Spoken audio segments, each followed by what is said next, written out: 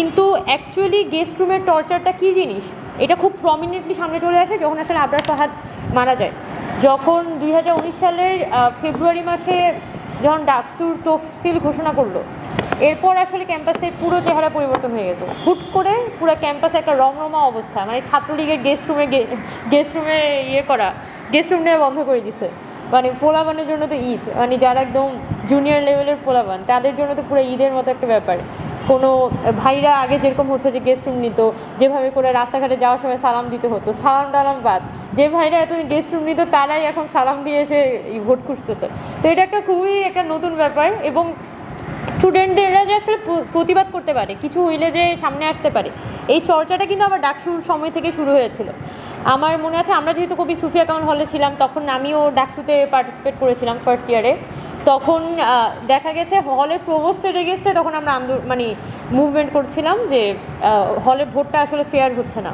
একই সাথে কুয়েতমৈত্রী হল, রোকেয়া হল, সেখানে কিন্তু মেয়েরা প্রোটেস্ট করছিল। আর রোকেয়া হলে কিন্তু অ্যাকচুয়ালি মেয়েরা 2-3 দিন অনশনও করেছিল তৎকালীন যে প্রভোস্ট ছিল জিনাত হুদা, তার অপসারণের জন্য। তো এই যে একটা ব্যাপার যে স্টুডেন্টরা যে এই যে কালচারটা যে নিজের প্রশাসনে এগেনস্টেও যে দাঁড়ানো যায়, আমার প্রশাসনও যে ভুল করতে পারে, আমার শিক্ষকরাও যে ভুল করতে পারে, এটা কিন্তু আমরা আমাদের স্কুল কলেজ জীবনে শিখি না। কিন্তু যখন আমরা ইউনিভার্সিটিতে ঢুকি তখন কিন্তু এটা একটা শিখার ব্যাপার যে আমার প্রশাসনে এখানে খারাপ করতে পারে, এবং আমার প্রশাসনকেও আমি আসলে রুখে দাঁড়াইতে পারি, তাদের এগেনস্টেও আসলে আমি কোনোভাবে দাঁড়াইতে পারি। তো সেইভাবে আসলে 2019-এ তখনও ব্যাপক আন্দোলন হয়, বাট এগুলোর তেমন কোনো একটা লাভ হয় না, বিকজ ডাকসুরও যে একটা বিশাল প্যানেল, এই পুরাটাই আসলে ছাত্রলীগের দখলে ছিল। তো সমাজসেবা আর সমাজসেবা আর ভিপি ছাড়া বাকি প্রত্যেকটা পত্র আসলে ছাত্রলীগের দ্বারা নিয়োগপ্রাপ্ত ছিল। পরবর্তীতে যখন বিভিন্ন হল ক্যান্ডিডেট যারা, সেগুলোও কম বেশি ছাত্রলীগের সাথে অ্যাফিলিয়েটেড ছিল। তো স্বাভাবিকভাবে এরকম একটা একটা ঘনঘটা চারিদিকে, এই পরিস্থিতি তো স্বাভাবিকভাবেই সম্ভাবনা খুব কম যে বাংলাদেশে কোনো আন্দোলন হবে এবং শেখ হাসিনা সেই আন্দোলনের দাবি মেনে নেবে।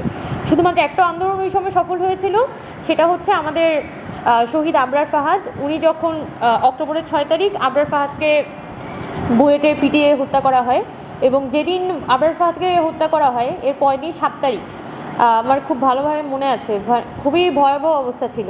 ঢাকা ইউনিভার্সিটির এই যে আবরার ফাহাদের যে মৃত্যুটা, এটা কিন্তু আসলে আমরা পত্রিকায় পড়ি, পেপারে পড়ি, কিন্তু এটার একটা অনেক বড় ইম্প্যাক্ট ছিল। কারণ এর আগ পর্যন্ত গেস্ট রুম গণরুমকে আমরা অ্যাকচুয়ালি একটা ক্রাইম হিসেবে স্ট্যাবলিশ করতে পারিনি।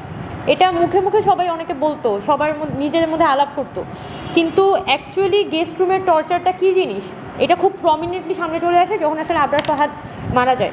তো আবরার ফাহাদের হত্যার তো অনেকগুলো অ্যাসপেক্ট ছিল। একটা ছিল ভারত বিরোধিতার অ্যাসপেক্ট, আর একটা বড় ছিল যে নিজের দেশের একটা ভয়ের সংস্কৃতি কায়েম করা। আমার দেশে আমি বুয়েটের মতো একটা ক্যাম্পাসে পড়াশোনা করছি, এত ভালো একটা সাবজেক্টে পড়াশোনা করছি, কিন্তু যখনই আমি আমার দেশের অধিকার নিয়ে, দেশের সার্বভৌমত্ব নিয়ে একটা স্ট্যাটাস দিয়েছি, সাথে সাথে আমারই কোনো একটা ফ্রেন্ড আমাকে পিটিয়ে মেরে ফেললো। এই যে ঘটনাটা ঘটতে পারে, এটা আসলে আবরার ফাহাদের মৃত্যুর আগ পর্যন্ত মানুষ কল্পনা করতে পারেনি, বাট এটা হয়েছিল। এর আগে তো হাফিজুর মোল্লা, তারপর ছিল আবু বকর ছিল, তারপরে এহসান রফিক ছিল, এহসান রফিকের চোখ ফাটিয়ে ফেলা হয়। তো এই ঘটনাগুলো কিন্তু আমরা পলিটিক্যাল যারা, আমরা জানতাম, কিন্তু সাধারণ মানুষের মধ্যে সেটার আলোড়নটা ছিল না। কিন্তু যখন 2019 সালে আবরার ফাহাদকে হত্যা করা হয়, এরপরে পুরো ক্যাম্পাসের একটা পরিস্থিতি আস্তে আস্তে কিন্তু এখানে গেস্ট রুম গণরুম যে একটা ক্রাইম, এই বিষয়টা ন্যাশন ওয়াইড এটা কিন্তু একটা স্প্রেড হয়ে যায়।